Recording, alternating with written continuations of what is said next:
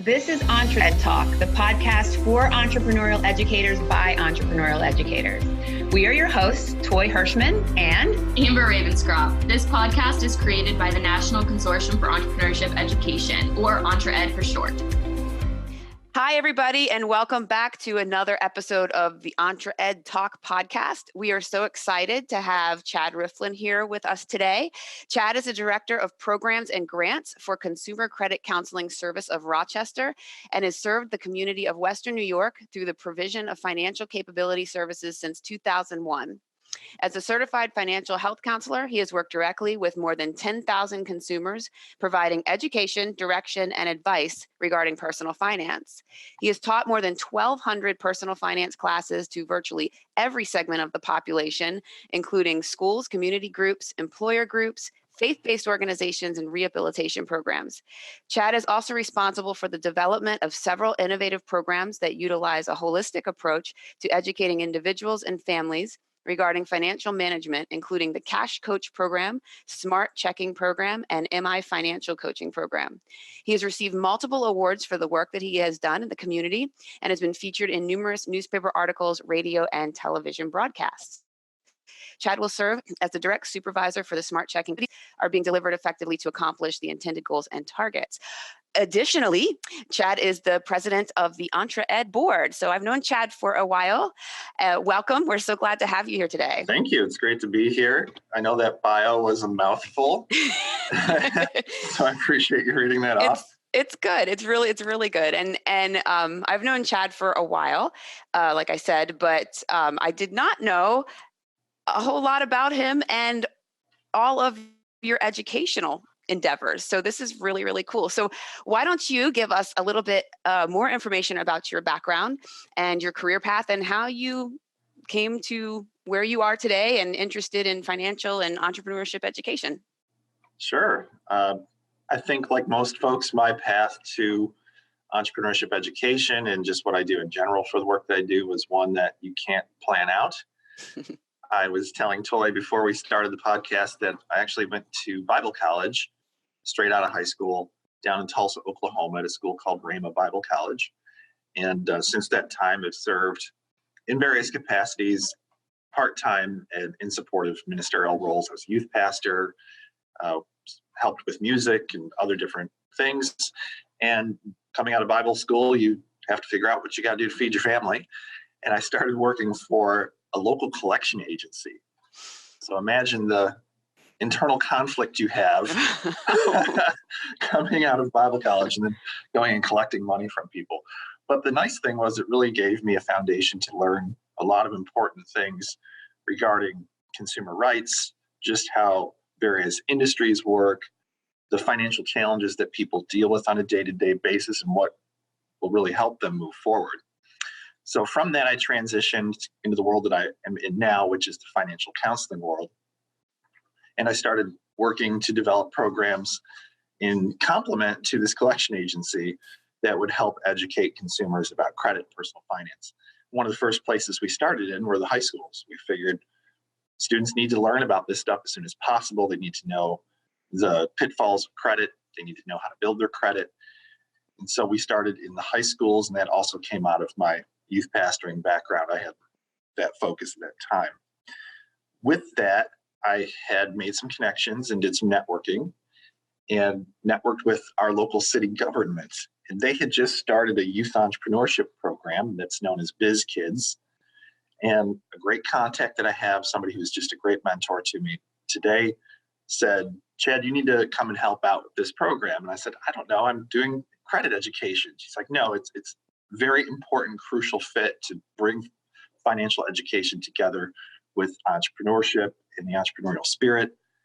And I said, all right, I'll give it a try.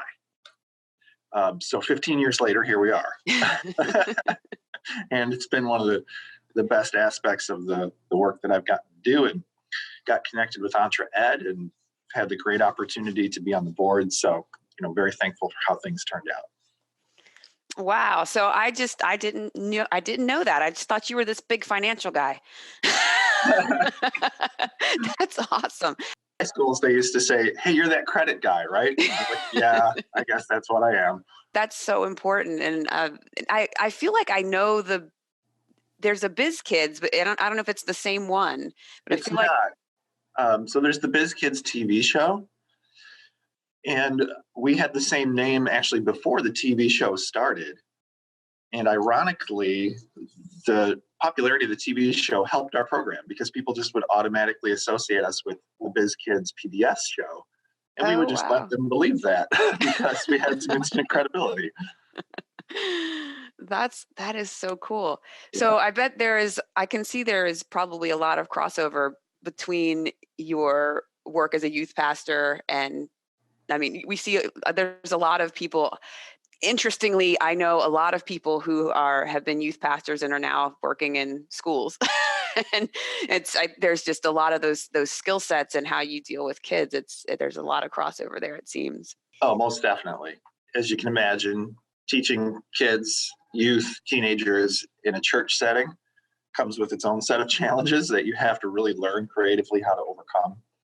And a lot of those different strategies that you employ can be very beneficial in any form of education. Definitely.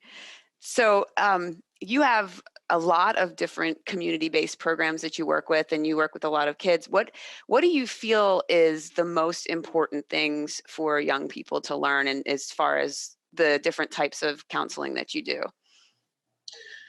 First and foremost is vision for the future. Young people, just by their very nature, are going to have a difficult time envisioning their future because it's ambiguous. It's not something that's concrete. They're still coming out of that phase where they're used to understanding the concrete things. That's more real to them. And that's why we think, oh, why are young people make such bad decisions? Well, they're just dealing with the tools that they have in their hands right now, right? They just understand the immediate things. So being able to help them with concrete concepts to see the future, to envision their future, to believe in their ability to accomplish those outcomes that they desire.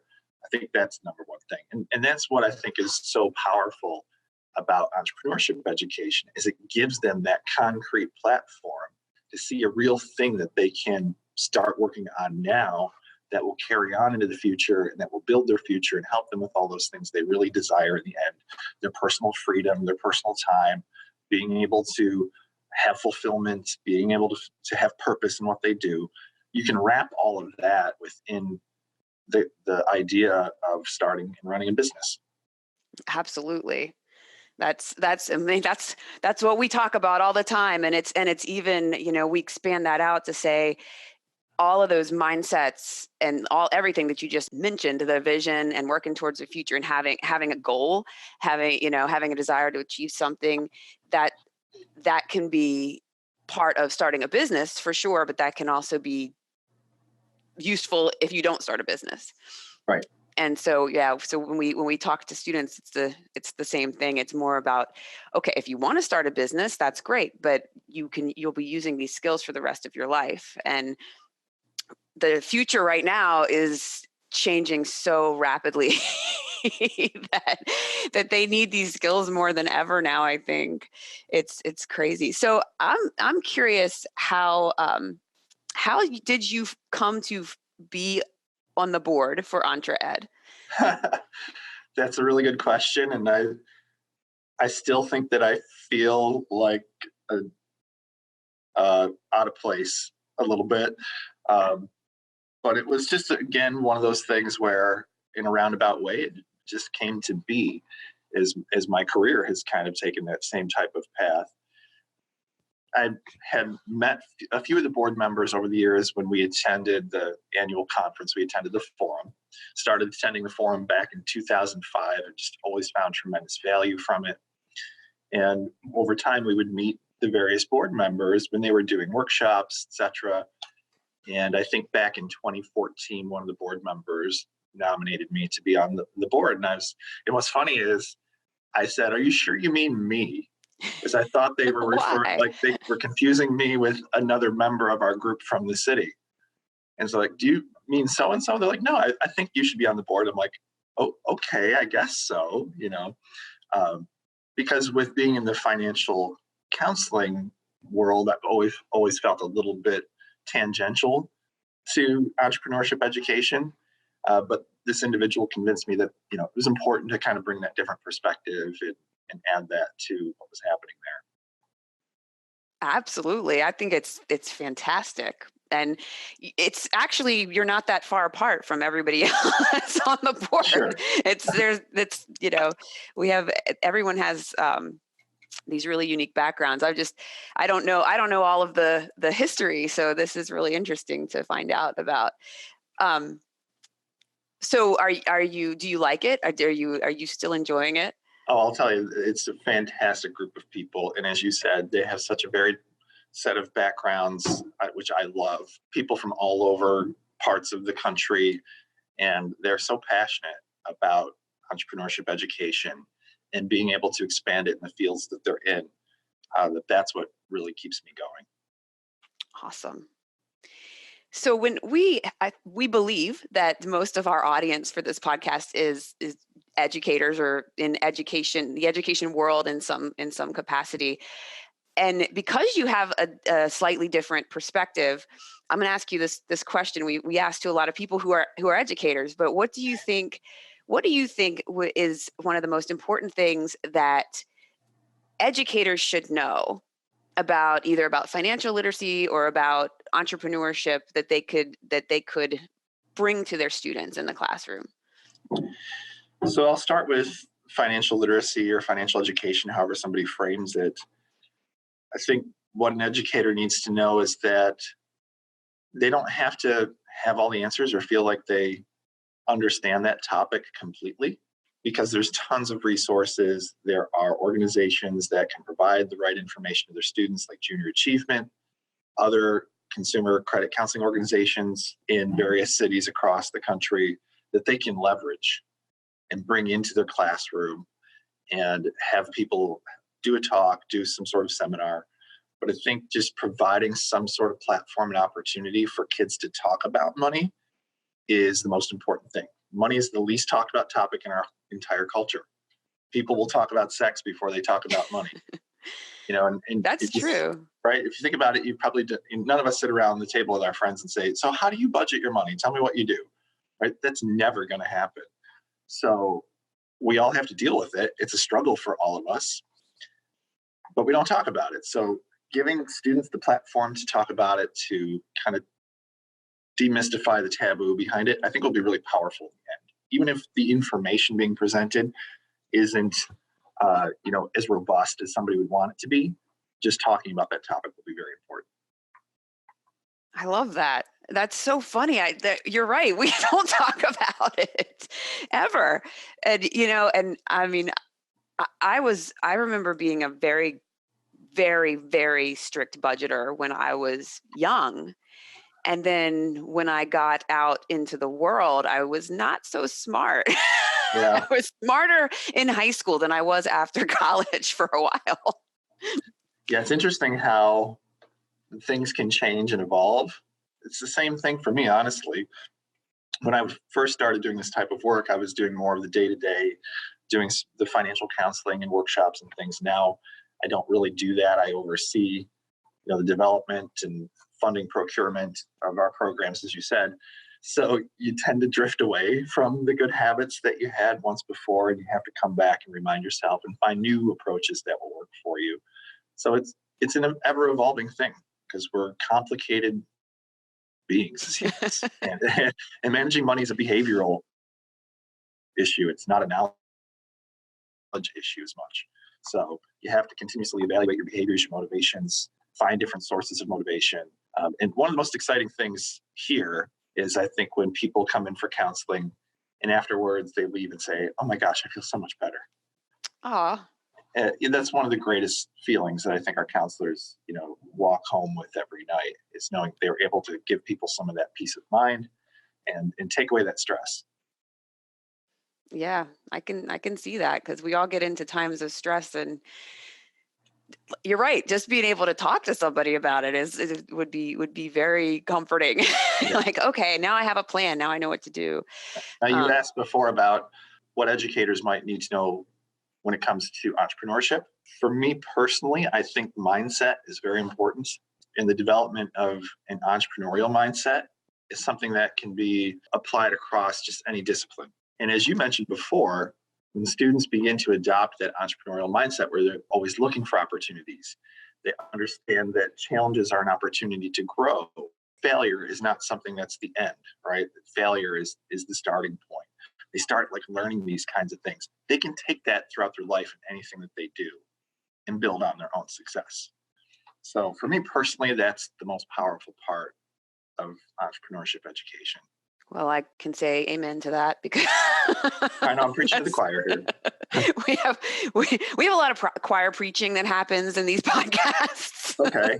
But it's so good for people to know that. And, I wish more educators would understand the couple of things that you said, like about just don't be so afraid if you don't know everything. Just give the kids a platform to take some ownership and have these discussions, and the mindsets, we can't give kids information anymore. Like we can't give them the information is there. It's in your pocket, now.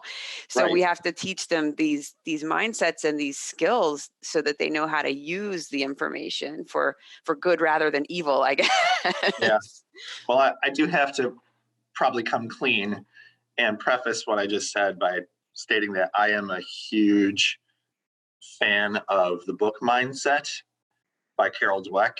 And Yep. If anybody's out there who's not read this book, I highly, highly, highly recommend it. It completely changed my life.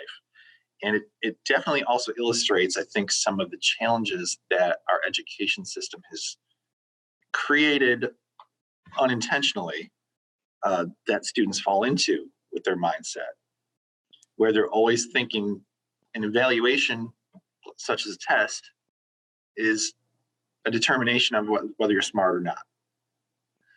And when you fall into that thinking, what it does is it causes you to have to defend that and protect it. And the only way you're going to be able to do that is to hide it and to not face challenges and to not engage in things that are actual learning. So it's just this, problem that becomes self-inflicting.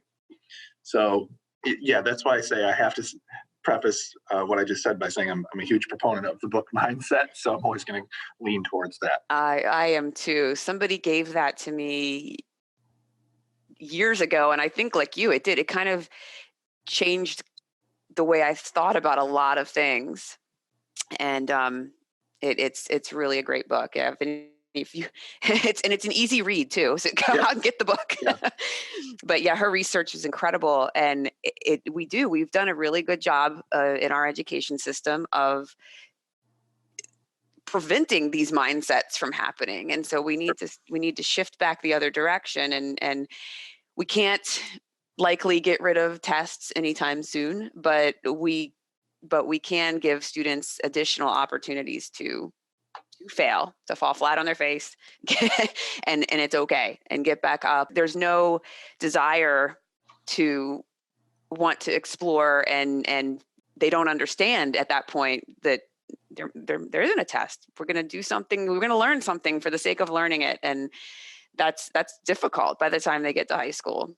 Yeah, I was a student who struggled in school, and I was actually homeschooled for my last 3 years of high school. Oh, wow. Back then, that was pretty radical. And I think for me, in the style of learning that I gravitated towards that time, school was just a confirmation in my mind that I wasn't smart. So that was a big challenge that I always had to overcome. And then getting into the world of work, I realized not everything operates that way. It's not at all a test to verify whether or not you get something or you don't. There's more learning that you just have to understand how to do on a day-to-day basis. And you have to actually just learn how to be a learner and translate that learning into something productive and actionable. So I hope that, and it seems like more educators are learning that fact, that not all students are read-write learners, and intelligence is not a fixed thing. It's something that we develop. Yeah, I'm trying to instill that in my children right now, but I'm fighting against a system that's It's hard, yeah. It's telling the system's telling them you have to get these good grades, and then I'm also telling them I do want you to get good grades, but Yeah. So I'm sure I'm confusing the heck out of their little brains because I'm also fighting in my mind. We don't have a lot of school choice, so we're fighting this battle of, oh, okay, I want you to be in good classes, but I don't want to be the person that is. I don't want to ground you because you have a C. That's not effective. I actually went back to school about 3 years ago, and I'm working on finishing my business administration degree. Awesome. And the school, since it's a college, it has more freedom in this regard, got away from doing quizzes and started going to and tests and going to just project-based work, which I think is brilliant.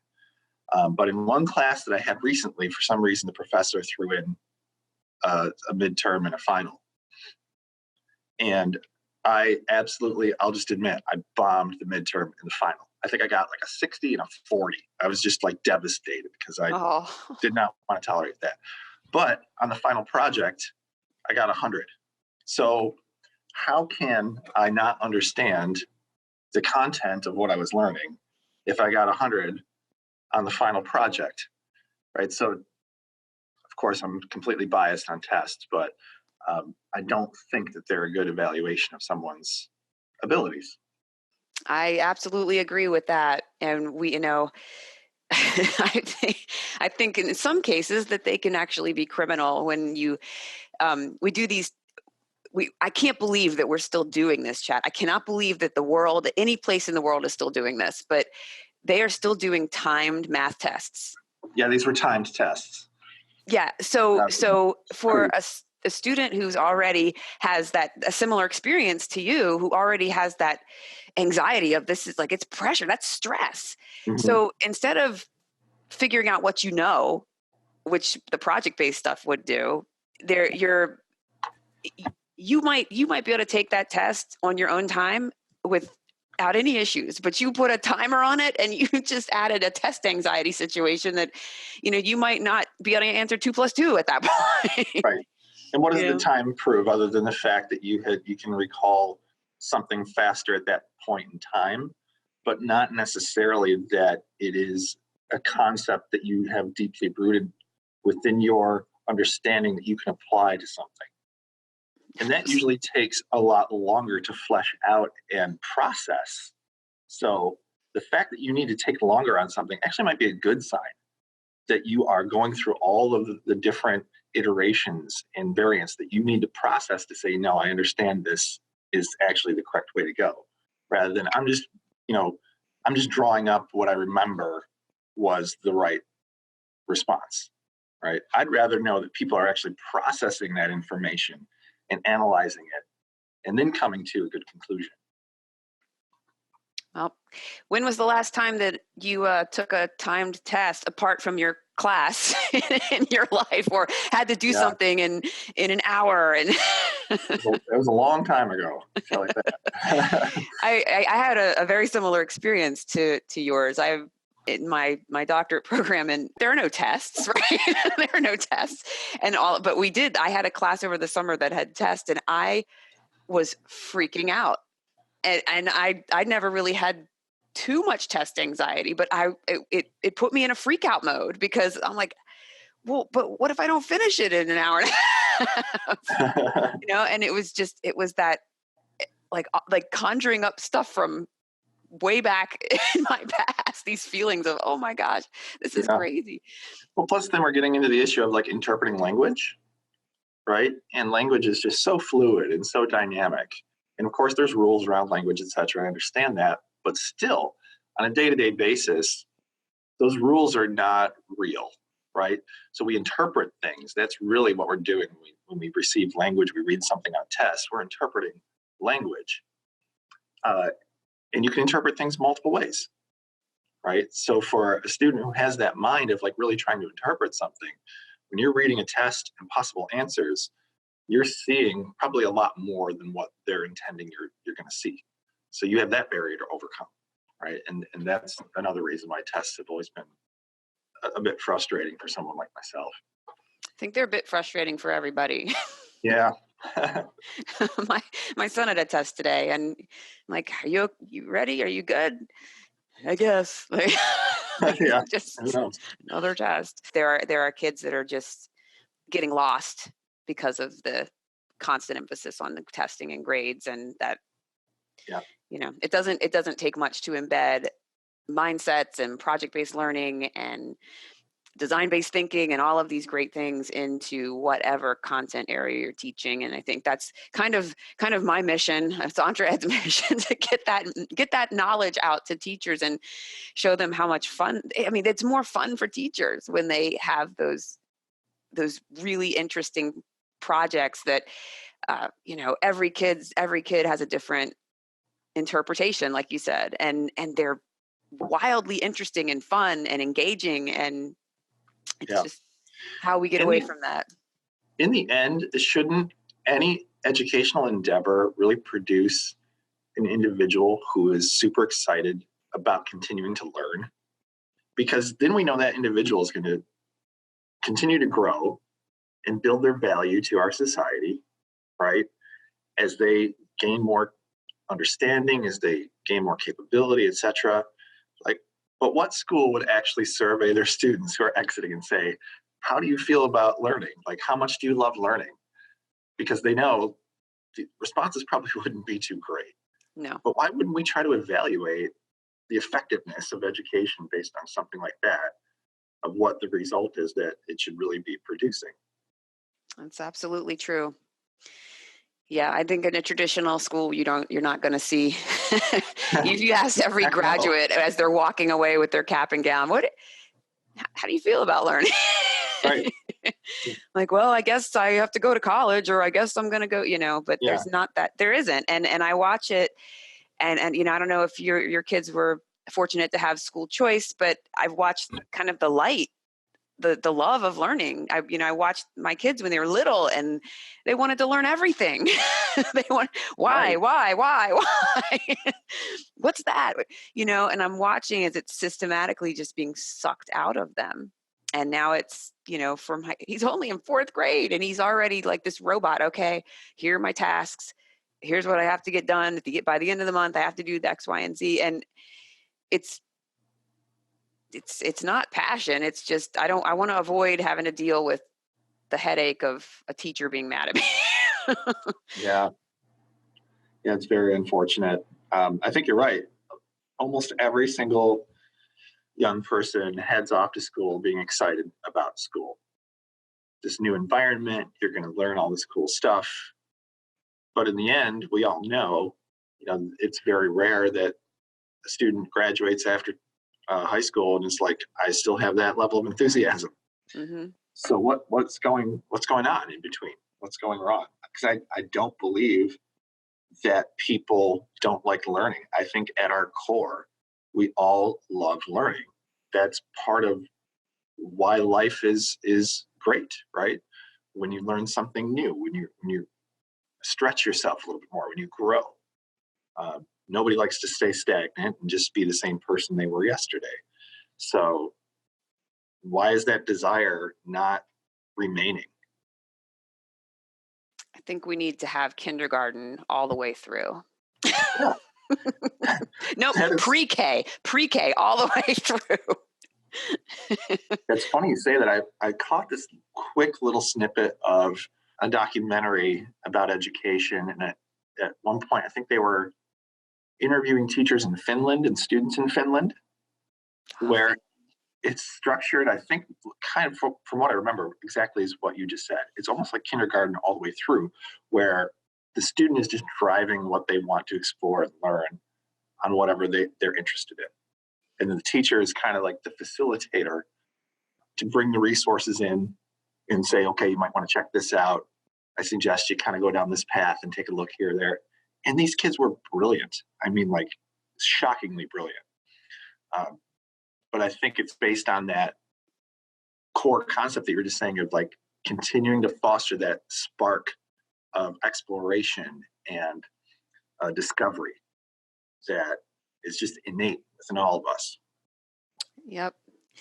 Yeah, I don't think they even start school until they're 7 in Finland. I think that's the same. I think that's what I was reading about them. And somehow, like you said, they're brilliant. They're going to school less. They're doing more engaging projects, and somehow they're faring better at the end of it than we are with all of our rules.